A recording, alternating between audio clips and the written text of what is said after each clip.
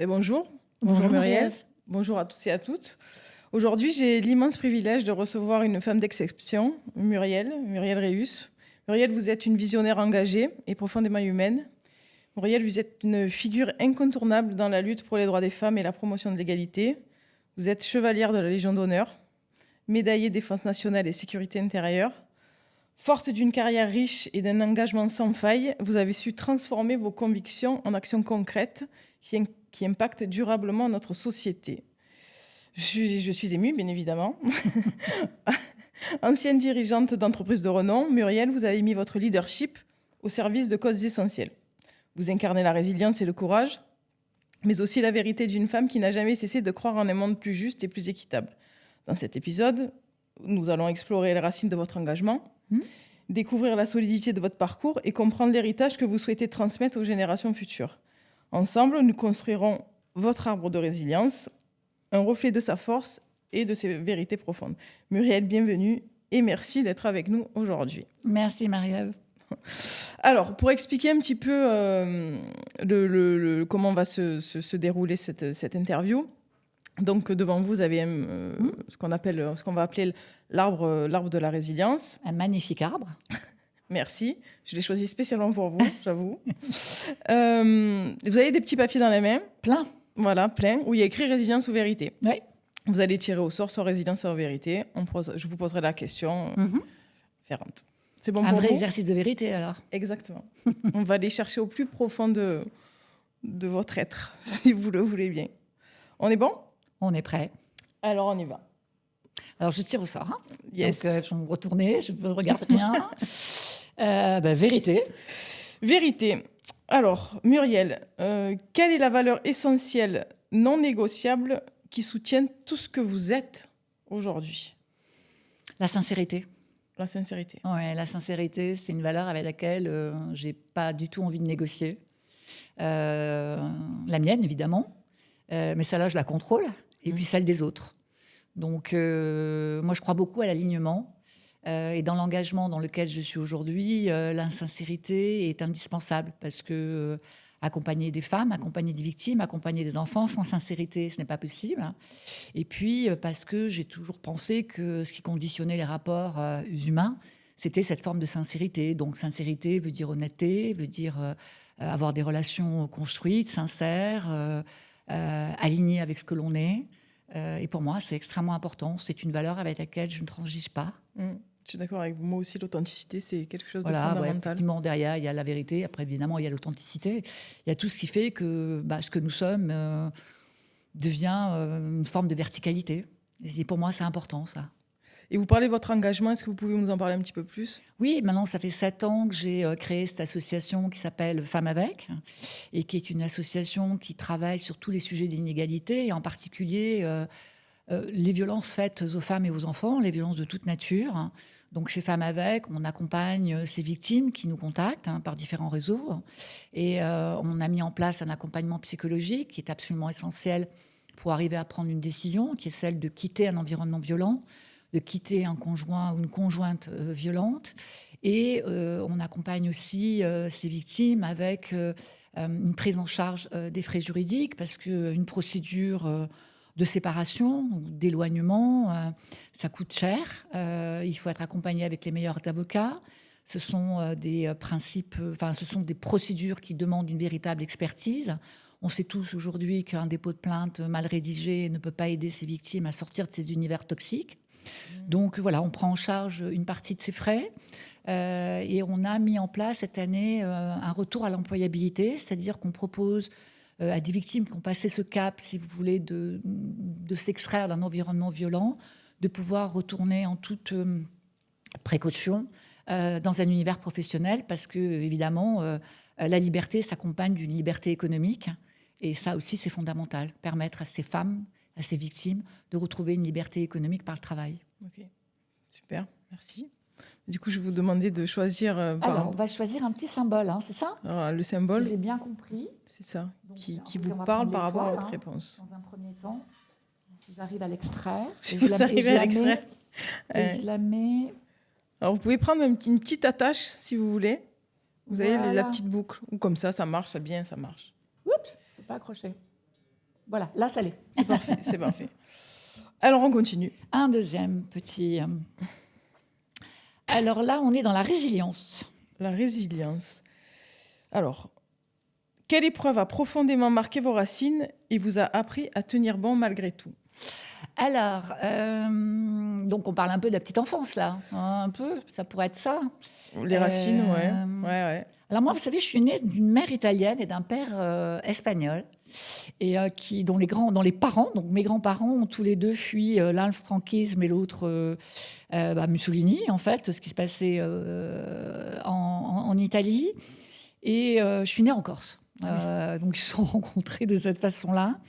Et la Corse, pour moi, c'était un univers extrêmement protégé, amical, très bienveillant. Et ils ont décidé de partir quand j'avais 8 ans. Et donc, on est arrivé à Marseille, qui est une ville que vous connaissez bien. Un petit peu. Et pour moi, Marseille, c'était quand même un environnement un peu compliqué, parce que j'avais pas d'amis. Quand à 8 ans, c'est quand même difficile de changer d'école, d'amis, de quitter quelque chose qui était très... à l'italienne, vous voyez, à l'italienne ou à la Corse, où finalement les familles se mélangent. J'ai pas de frères et pas de sœurs, mais les familles se mélangent, sont tout le temps ensemble, dînent ensemble, déjeunent ensemble, partent à la plage ensemble. Et donc à Marseille, c'était pas du tout la même chose. Et là, ça a été une première fracture. Et je me suis très vite rendu compte, à cet âge-là, que la capacité d'adaptation était absolument nécessaire. Et donc ça a été peut-être cette première fracture-là qui m'a permis d'ailleurs de construire la femme que je suis, c'est-à-dire... considérer que cette faculté d'adaptation était absolument nécessaire dans toutes les circonstances et que, d'ailleurs, quand j'ai créé ma première entreprise à Paris à l'âge de 22 ans, c'est pareil, je me suis retrouvée dans un univers que je ne connaissais pas, avec très peu de relations. Donc, il a fallu tout construire, tout mettre en œuvre. Et finalement, je ne sais pas si c'est une forme de résilience, mais en tout cas, une capacité à comprendre qu'il fallait aller vers les autres, il fallait être sincère, Oui. et que finalement, les fractures... c'est une façon de construire un futur. Donc pour moi, voilà, les fractures sont jamais, comment dire, une perte, même si par moments c'est assez compliqué à titre personnel, mais c'est surtout une façon d'envisager un avenir différent et de construire des choses. Donc Marseille, ça m'a obligée à construire des relations, des amitiés. Et puis Paris, évidemment, ça m'a permis de construire les entreprises que j'ai d'abord évidemment créées et puis celles que j'ai dirigées ensuite. Du coup, moi, ça me fait penser à des forces. Vous êtes allé chercher des forces intérieures. Quelles sont les forces intérieures que vous avez mobilisées à ce moment-là et qui vous restent encore aujourd'hui? Cette capacité d'adaptation, c'est sûr. D'abord, elle est liée aussi à une curiosité permanente. Chez moi, il y a un besoin permanent d'être confronté à des choses nouvelles. C'est pour ça qu'aussi j'ai fait les carrières que j'ai... Carrière, c'est un mot qu'on peut mettre parfois entre parenthèses, mais j'ai toujours choisi des tremplins qui ouvraient sur d'autres exercices, d'autres réflexions, d'autres envies. Et je crois que ça, c'est très important de considérer que chaque rencontre peut créer une opportunité. Je suis tellement d'accord avec ça. Vous savez, souvent on dit l'opportunité, c'est un vilain mot. Non, l'opportunité, c'est à la fois une chance, oui, mais c'est surtout une capacité à voir ce qu'il peut y avoir derrière une rencontre. Qu'est-ce qu'on peut construire? Quelle porte va s'ouvrir? Et derrière cette porte, qu'est-ce qu'il peut y avoir? Et ça a guidé toute ma vie. Et ça m'a permis d'ailleurs de toujours considérer que quand j'avais atteint, quand j'avais atteint, comment dire, ce qui m'intéressait, eh bien, il y avait autre chose à découvrir. Et que c'est pas parce qu'à un moment donné, on a un job avec un salaire, avec une position sociale, vous voyez, avec un environnement à la fois sécurisant et puis avec du statut, que derrière, eh bien, il ne peut pas y avoir autre chose et que renoncer à ça, c'était ouvrir sur autre chose et s'ouvrir sur autre chose. Et moi, ça ne m'a jamais fait peur, ça. J'ai toujours considéré que la vie, que vivre réellement sa vie pleinement, c'était passer d'une situation à une autre, d'une profession à une autre. Ah, bien sûr, dans tout ce que j'ai fait, il y a un fil conducteur, mais il y a aussi cette volonté de remettre en cause des situations établies. Oui, bien sûr. Et alors moi, ça me parlait énormément, parce que D'ailleurs, je pense que je vais vous prendre comme mentor. Hein. Non, mais vraiment, vos mots me touchent. Vraiment, c'est au-delà de juste ça me parle. Je me dis, ça résonne vraiment en moi. Ça veut dire que vous allez remettre en cause certaines choses alors. Complètement. Complètement. Et vous savez, il y a une très jolie analogie, pardon, je vous coupe. allez-y, non. Il y a une très jolie analogie que j'utilise parfois, c'est que pour grimper au sommet d'une montagne, il faut lâcher une prise. On ne peut pas aller plus haut si on ne lâche pas. Alors, pour progresser dans une escalade, eh bien, il faut lâcher. Et lâcher, ça permet d'aller plus loin. Et on peut tout lâcher.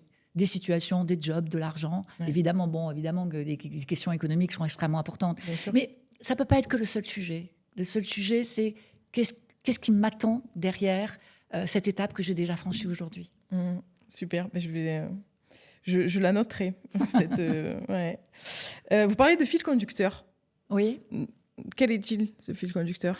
Le fil conducteur, ça a été d'abord la communication et les médias.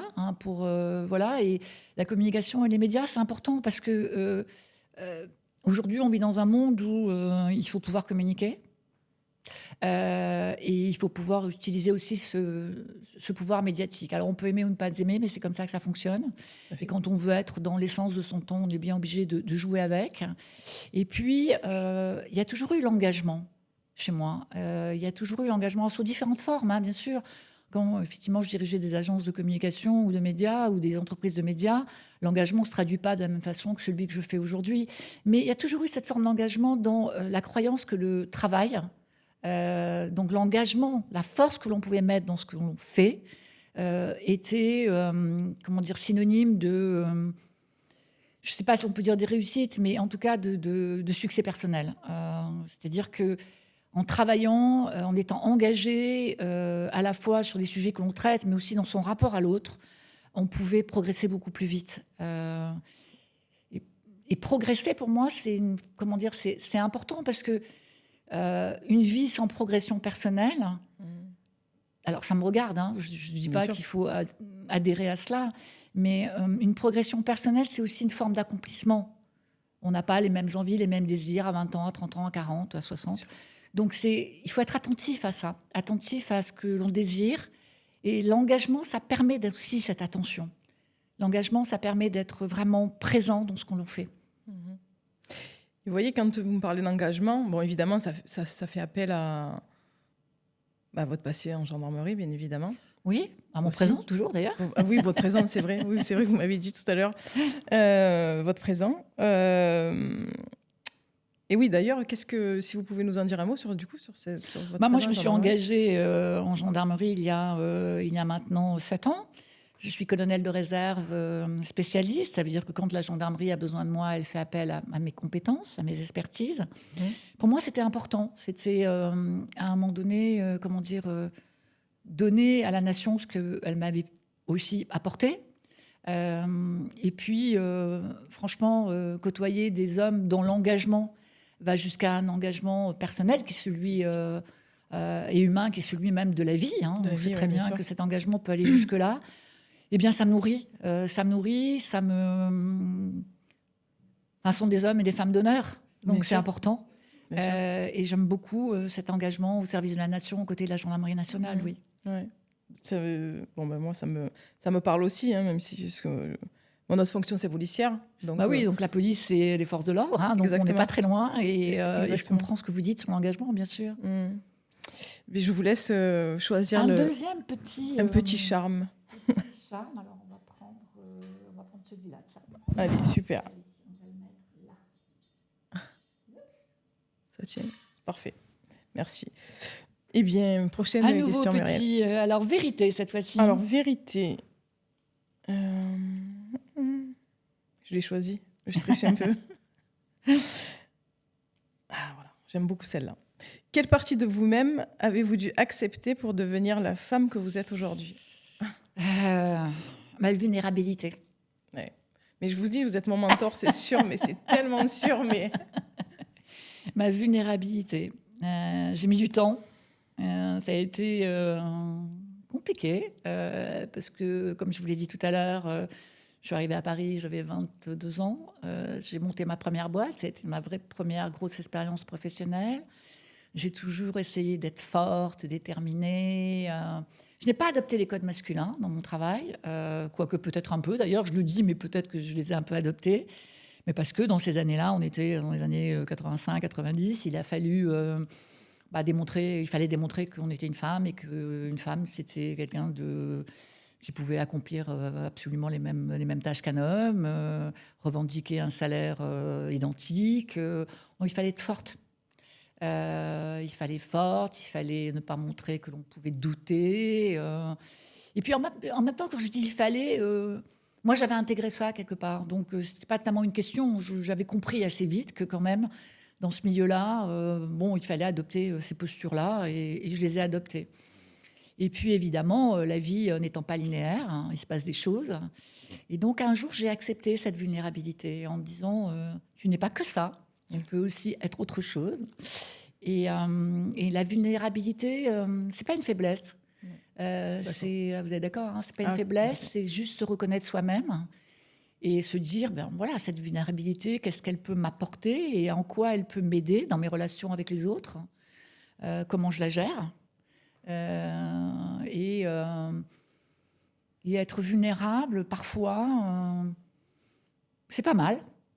Accepter de l'être, c'est bien. Je pense aussi. C'est s'accorder à soi la capacité de s'auto-centrer, par exemple, de s'auto-analyser et de comprendre ce qui se passe profondément. Donc aujourd'hui, oui, j'accepte d'être vulnérable, j'accepte d'être touchée parfois par des choses qui se passent. Pas simplement chez moi devant ma télévision ou avec les personnes que j'aime dans mon intimité, mais aussi d'accepter d'être vulnérable par rapport à l'autre. D'ailleurs, de vous en parler là, c'est une forme de vérité. Tout à fait. Et donc, oui, je vous avoue que je peux être vulnérable. Merci déjà parce que, comme vous dites, c'est une preuve d'authenticité aussi. Et justement, je pense qu'on est dans un monde où les gens ont beaucoup de mal à accepter cette vulnérabilité et où les gens ont plutôt tendance à la masquer parce que je pense qu'en général, ils pensent que c'est une faiblesse. Et, alors qu'en fait, pour moi, c'est une force. Parce que vraiment...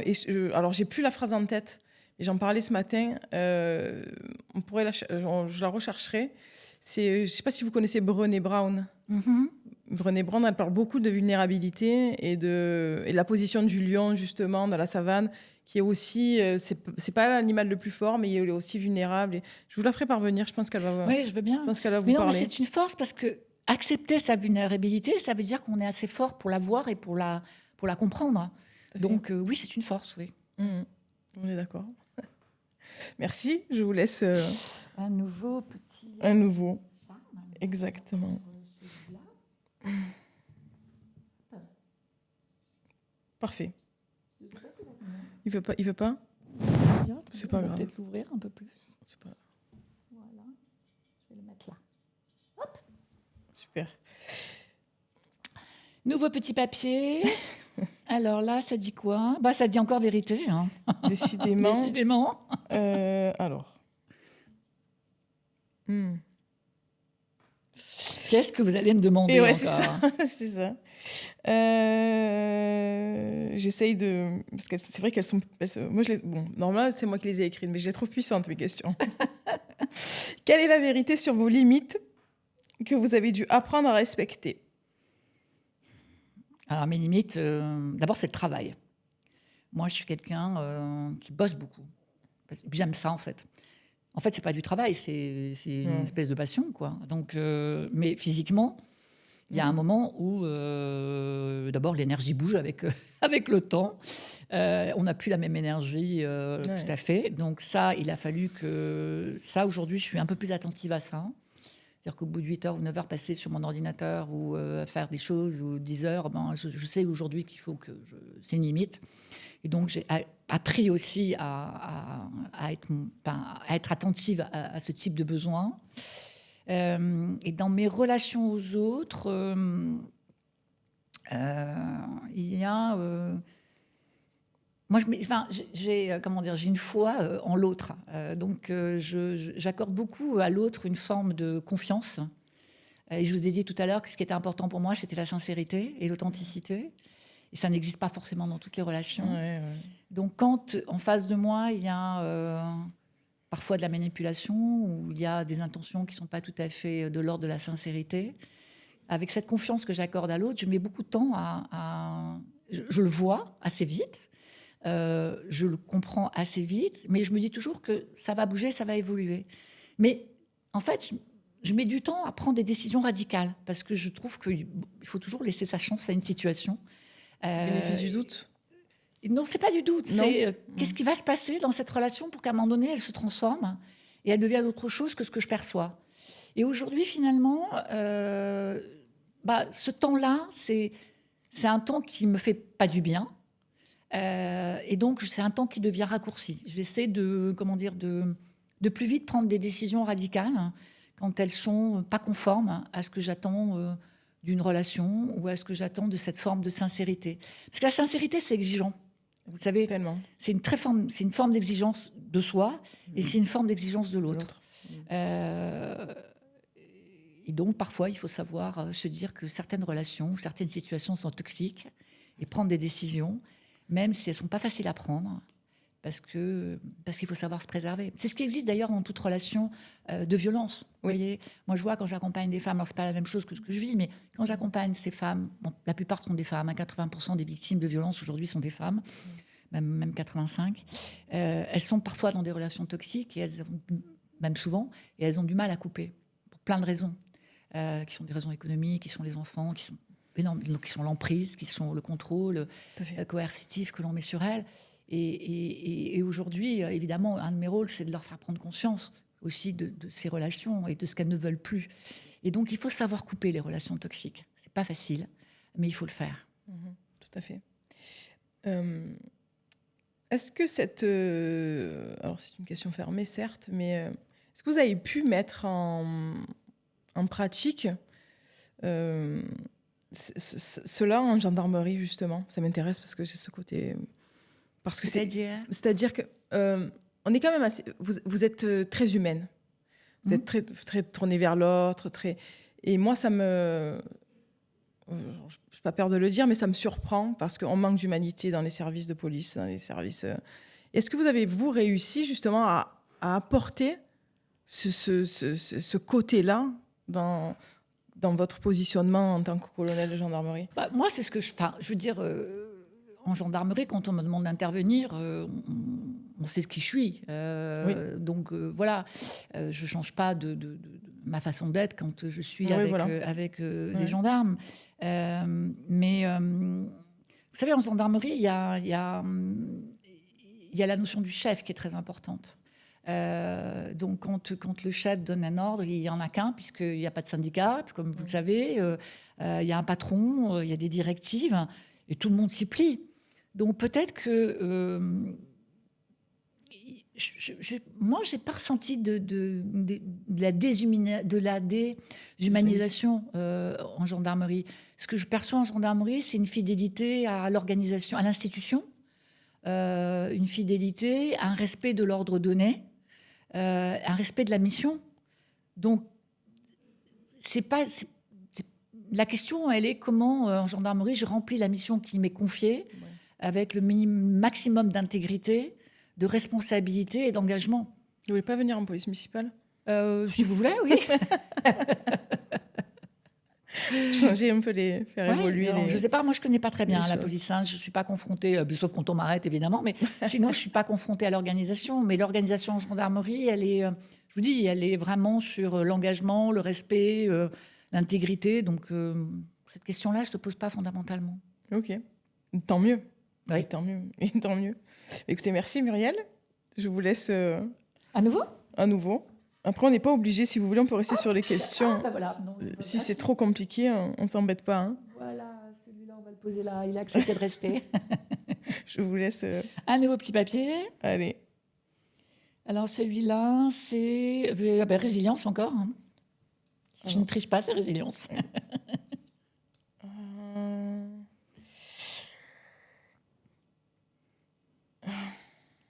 J'hésite. Il y en a tellement.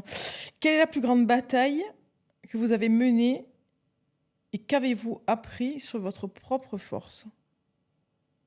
La bataille que je mène aujourd'hui, c'est celle sur l'engagement des femmes et des enfants. Sur cet engagement-là, c'est la bataille que je mène maintenant depuis 7 ans, qui est une bataille pas simple, je vous l'ai dit. Enfin, les violences faites aux femmes, c'est 3,5 millions de femmes victimes de violences par an, 90 000 viols, un viol toutes les 2 minutes et demie. C'est colossal. Quand je le dis, c'est plus de 1000 femmes victimes de féminicide et de suicide forcé. C'est énorme. C'est structurel, c'est endémique, c'est présent. Les violences sont présentes dans tous les foyers, enfin pratiquement dans tous les foyers, on va dire. En tout cas, on connaît, avec ces statistiques-là, on connaît forcément quelqu'un qui subit des violences. Donc, mon engagement, il est vraiment là aujourd'hui. Cet engagement, vous savez, moi j'ai travaillé longtemps dans les métiers de la communication et des médias, comme je vous l'ai dit. Puis, dans les années 2000, j'ai rencontré Dominique Lapierre, un écrivain que vous connaissez peut-être pas parce que vous êtes trop jeune. Je vous avoue que c'est lui qui a écrit. Je suis pas si jeune, Muriel. Pardon ? Je suis pas si jeune. Non, alors Dominique Lapierre a écrit La Cité de la Joie, qui a été un film extrêmement célèbre. Bien sûr, il était minuit 5 à Bhopal, au Jérusalem. Donc j'ai eu la chance de le rencontrer. Et dans ces années-là, je suis partie en Inde avec lui. Et parce qu'il lançait un livre, et puis après il m'a emmenée à Calcutta, et puis après j'ai rencontré une fondation canadienne, et à ce moment-là j'ai décidé de m'engager aux côtés de cette fondation, et on est parti en Inde, au Pakistan, à Haïti, au Mali.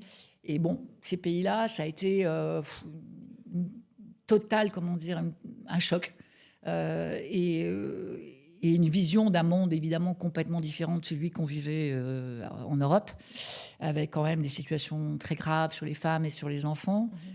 Et cet engagement-là, à cette époque-là, il a conditionné forcément cet engagement d'aujourd'hui. Donc oui, mon engagement, enfin mon combat aujourd'hui, il est là, quoi. Il est sur l'injustice. Moi, d'ailleurs, ça va en parallèle avec la sincérité. Bien sûr, je déteste toutes les formes d'injustice. Mais vraiment, d'ailleurs, j'essaie de travailler là-dessus, parce que ça m'affecte, forcément. Bien sûr. L'injustice m'affecte. Et oui, je lutte contre toutes les formes d'injustice, oui. Et j'y mets ce que je suis, et j'y mets mon pouvoir à moi, c'est-à-dire qui est que celui de l'association, et ce qu'on peut faire au quotidien pour combattre ces formes d'injustice. C'est fou parce que quand vous parlez, j'ai l'impression de voir mon double. Mais c'est-à-dire que non, mais vraiment, sauf que j'ai pas votre carrière. Bon, peut-être qu'elle va arriver, j'en sais rien. Vous n'avez peut-être pas choisi par hasard. Mais c'est fou parce que alors je vous trouvais déjà inspirante parce que puis je vous ai rencontré déjà divers événements. Mais vraiment, c'est une vraie révélation. Je suis très très honnête, très, parce que je suis authentique et sincère de toute façon. Donc je vous crois. Donc vous pouvez me croire. Et du coup, qu'avez-vous appris sur votre propre force, justement, cette bataille, tout ce que vous faites là tous les jours vis-à-vis des femmes, des enfants? Qu'est-ce que ça vous apprend sur vous Ça conforte ce qui me porte, c'est-à-dire ça conforte cette notion de liberté. La liberté, c'est fondamental. Il y a une injustice profonde aujourd'hui dans le monde, c'est l'endroit où vous devenez un être humain, c'est-à-dire l'endroit où vous naissez. L'endroit où l'on est un endroit qui va conditionner entièrement votre vie. Donc ça, c'est une forme d'injustice. Parce que naître au Pakistan ou naître en Afghanistan, c'est pas la même chose que naître en Corse ou à Paris. C'est pas du tout la même chose. Donc voilà. Donc comment dire, ce passé, ces expériences, ces rencontres. Oui, ça a conforté en moi ce qui était là, c'est-à-dire cette capacité à la fois d'adaptation, cette envie de lutter contre les formes d'injustice, cette volonté d'engagement aujourd'hui.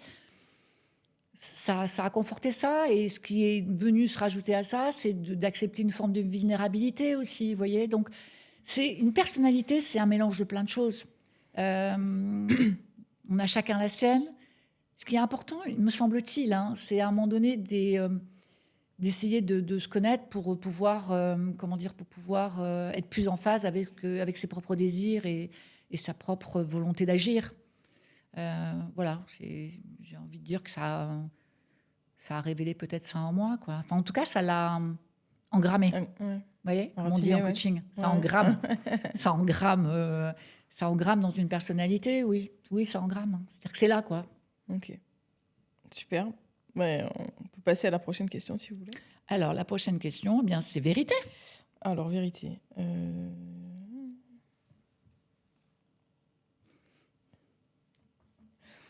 Quelle vérité sur vous-même avez-vous découverte dans des moments d'adversité? Je l'ai pas déjà dit ça, ma On l'a vulnérabilité. déjà dit? Je Ouais. sais plus. On peut couper au montage au pire. Il me semble que j'ai répondu à ça. Je sais déjà, non plus. Ouais. Je suis tellement dans mes questions. Ça l'a fait. Peut-être parce qu'on a eu trop de questions vérité alors. Ah oui? Bon, bah, faisons résilience alors. Alors, je tire un nouveau petit papier. Résilience. Ah voilà. Je pense que. Ouais. Ah voilà. Oui. Comment avez-vous surmonté une grande. Je rigole parce que si je vous ai déjà posé la question, c'est. Comment avez-vous surmonté une grande critique ou un échec dans votre parcours? Ah ouais, c'est pas facile ça. Hein. C'est pas facile parce que les échecs, ça peut être très destructeur. Alors, comment je m'en surmonte ça, moi? Parce que j'en ai eu quand même, hein, quelque part, comme tout le monde. Eh bien, en introspection. C'est-à-dire qu'une fois passé la phase de qu'est-ce qui m'arrive hein, et pourquoi ça m'arrive à moi, qu'ai-je fait pour mériter cela, vous voyez? C'est-à-dire une forme d'autoculpabilité, etc. Moi, je surmonte ça après avec l'analyse. Hein. C'est-à-dire que je me dis, qu'est-ce qui s'est passé dans cette relation, dans cette situation, pour qu'on en soit arrivé là? Qu'est-ce qui s'est passé peut-être dans mes propres comportements pour générer une telle situation? Qu'est-ce qui s'est passé dans le reflet de ce que l'autre m'a donné ou de ce que j'ai pu lui donner, dans l'effet miroir que l'on construit quand on est en face à face, pour qu'on en arrive là. Et donc, finalement, mes formes d'échec, si on peut appeler ça comme ça a construit une force qui est celle, bien sûr, de la résilience, hein, puisque c'est un mot que vous employez beaucoup aujourd'hui, mais qui est celle aussi d'une autre construction. Je pense que, honnêtement, sans échec, d'abord, je ne vois pas comment sans échec on peut construire une vie pleine et entière, parce que forcément, quand on tente des choses, eh bien, on les réussit, parfois on les rate. Mais l'échec, c'est pareil, c'est une force. L'échec analysé vous permet de vous projeter différemment, peut-être de changer des choses même en vous, sur ce que vous projetez, parce que, en fait, on projette des choses inconsciemment. Il y a un non-dit comportemental, il y a un non-dit verbal. Et parfois, ce qu'on projette, ce sont on n'imagine même pas ce qu'on projette réellement. Et ça peut heurter, bien sûr. Ça peut heurter l'autre. Donc, je pense qu'il faut se poser cette question de l'analyse sur soi et sur son rapport à l'autre. Moi, les échecs, ils m'ont fait grandir. Ils ne sont pas faciles à vivre, hein. Évidemment. Moi, je ne les balaye pas d'un revers de la main. Il me faut aussi du temps. Il m'a fallu du temps dans certaines circonstances. Mais ils m'ont toujours fait grandir. Donc moi, j'ai envie de vous dire, il ne faut pas avoir peur de l'échec. Je suis assez d'accord avec ça. Mais encore une fois, il faut cette capacité d'introspection. On l'a tous. Vous croyez? Oui, je crois qu'on l'a tous. Je crois que ce qu'on n'a pas, c'est le fait de s'autoriser à avoir cette introspection. C'est-à-dire que... Alors, il y a des gens, oui, non, mais vous avez raison, effectivement, qu'il y a des personnes qui refusent l'introspection parce que l'introspection, elle peut faire peur. Vous voyez ce que je veux dire? Oui, c'est une remise en cause. Oui, et puis je pense... C'est forcément une remise en cause. Comme je vous ai dit, hier soir, j'ai regardé Mediapart. Ouais. Est-ce que ce personnage est capable de se remettre en question? Vous voyez, je ne sais pas. Alors que ce personnage dont vous parlez, c'est un homme qui a été, qui est mis en cause par plus de 50 femmes, dont moi d'ailleurs. Oui. Après, il y a aussi ce qui relève de la psychologie. Hein, c'est pour ça. Est-ce que tout le monde est capable? Je ne sais pas. Non, je ne sais pas si on est capable. On a tous cette capacité à le faire. La capacité, oui. Après, est-ce qu'on est capable? Non, peut-être pas tous. Sûr. Ouais. Parce que il y a des freins personnels qui sont liés à l'enfance, qui sont liés à l'environnement, qui sont liés à l'idée que l'on se fait de soi-même. En l'occurrence, c'est le cas. À l'idée que l'on se fait de sa propre autorité, de son pouvoir, de sa capacité à influer sur les autres. En l'occurrence, cet homme dont vous parlez, il a quand même dit dans une analyse psychiatrique il y a très peu de temps qu'en fait, il a toujours été admiré, adulé et désiré par les autres. Donc c'est vrai que 4 ans après les révélations, c'est quand même un peu difficile d'entendre ça, surtout pour les victimes. Non, J'ai je toujours pense été qu'on a sereine. cette capacité, mais on n'a pas tous la capacité de la déclencher. Voilà. Parce que pour la déclencher, il faut un peu d'humilité. Ouais. Mais d'humilité et... Mais pas que de l'humilité, je dirais, moi. Non, Oui, oui, mais je vous écoute. je dirais que il faut vraiment aussi peut-être avoir ce côté où tu vas te dire... je pense qu'on... J'ai perdu mes mots. Il faut savoir se remettre en question, Il peut-être. faut savoir se remettre en question, c'est Ouais. ça exactement. Parce qu'en même temps, je réfléchissais à Oui, la personnalité il faut se remettre en de question. cet agresseur. Oui. Et ouais, se remettre en question, justement. Mais est-ce que se remettre en question, c'est vraiment, vous voyez, pareil que l'humilité? Je sais pas. Non, Si c'est pas enfin, plus profond. je crois que, en fait, là, vous me posez une question à titre personnel. Moi, je réponds à titre personnel. C'est vrai que je vous ai Ouais. dit que tout le monde était capable était capable. Peut-être que tout le monde n'est pas capable, vous avez raison là-dessus. Tout le monde n'est pas capable si tout le monde n'a pas fait le chemin. C'est ça. En même temps, ce chemin-là, donc mon conseil, c'est prenez un coach. On est là. Prenez un coach. Prenez un coach, vous allez voir, ça aide beaucoup. Oui, c'est ça, parce que justement, moi, dans mon métier, Ouais. dans mon premier métier, donc celui de policière, justement, je me confronte souvent à des personnalités où la remise en question est très, très compliquée. Oui, vous avez raison. Non, mais bien sûr, bien sûr. Et bien même sûr. si j'essaye, moi, alors divers techniques, l'effet miroir, Ouais, ouais. enfin, divers positionnements, ça marche pas forcément. Hein. Non, il y a des personnes qui sont bloquées, mais bon, après, la question qu'on peut se poser, c'est que... Quelle est l'intention derrière aussi? Quelle Parce est qu'il paraît qu'il y a l'intention toujours une bonne intention derrière Ouais. chaque comportement. Quelle est l'intention et puis quel est le regard qu'on porte sur la vie et sur cette vie qui, quand même, n'est pas infinie, quoi. À un moment donné, elle va s'arrêter pour tout le monde. oui. Comment est-ce qu'on a envie de traverser ce moment de cette vie Tout à fait. Quelle est, moi, c'est même pas une question de trace. Vous voyez, il y a des gens qui sont obsédés par la trace qu'ils vont laisser. Moi, c'est pas ça qui m'obsède. C'est au moment de la mort, de la finitude, est-ce que j'aurai des regrets? Moi, ça m'obsède depuis tout le temps. Je me dis, depuis très jeune, je me suis dit. Alors, quand j'étais jeune, je disais ni regret ni remords. Donc maintenant, je ne dis pas ni regret ni remords. Je dis pas de regrets. Peut-être des remords, mais pas de regrets. Ça me paraît. En tout cas, moi, aujourd'hui, en face de vous, je me dis, mais ça serait terrible à ce moment-là de me dire, de regretter de ne pas avoir fait certaines choses ou de ne pas avoir compris certaines choses. Donc, évidemment, tout le monde n'a pas ce désir-là. Et chacun est libre de vivre sa vie comme il l'entend. Pour moi, c'est fondamental, quoi. Je ne perçois pas l'existence autrement. Et du coup, Muriel, avez-vous des regrets? Est-ce que j'ai des regrets? Oui, j'ai un regret de ne pas parler plusieurs langues, par exemple, parce que ça m'aurait permis d'approfondir d'autres rencontres. Donc ça, ça, j'aurais adoré savoir parler 4-5 langues. Je suis nulle en apprentissage de langue. Ça me... Voilà. Donc ça, ouais, c'est un regret. J'ai le regret de ne pas savoir jouer d'un instrument de musique. J'aurais adoré savoir jouer du piano ou de la guitare.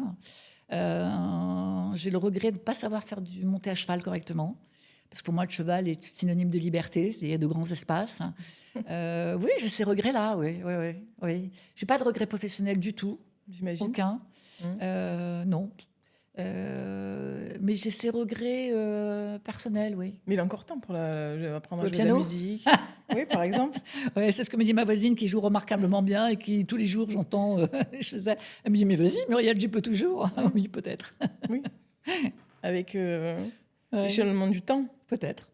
C'est même un quart d'heure par jour, je pense que... Ben, la vie n'est pas finie, on va peut-être s'y mettre. Exact. Écoutez, merci beaucoup, en tout cas. Merci à vous. Est-ce que... Je ne sais pas si vous avez un message à faire passer aux femmes, faire passer à... Je ne sais pas si l'interview vous a fait ressentir quelque chose de particulier ou... Ben, c'était très agréable, très doux. Et la douceur est quand même très importante dans ce monde où la brutalité existe à tous les coins de rue. Vous le savez, avec vos fonctions de policière. Donc cette douceur, elle est importante. Si j'ai un message à faire passer aux femmes, c'est surtout ne restez pas seules. Jamais. Chercher de l'aide, c'est OK. Et il y a plein de personnes qui sont là, il y a plein d'associations, il y a plein de gens qui sont disponibles pour le faire. Donc allez-y, parlez. Cherchez de l'aide. Ne restez pas dans des situations toxiques parce qu'elles ne changeront jamais. L'expérience nous fait dire aujourd'hui que les hommes qui agressent ou les personnes qui agressent continuent d'agresser et qu'il faut s'extraire de ces situations, retrouver une forme de liberté, retrouver une forme d'autonomie. C'est quelque chose de très important. Ok. Merci pour ce beau message et merci encore d'avoir accepté de venir dans la Voie de la Résilience. Merci, Merci Marielle. Muriel.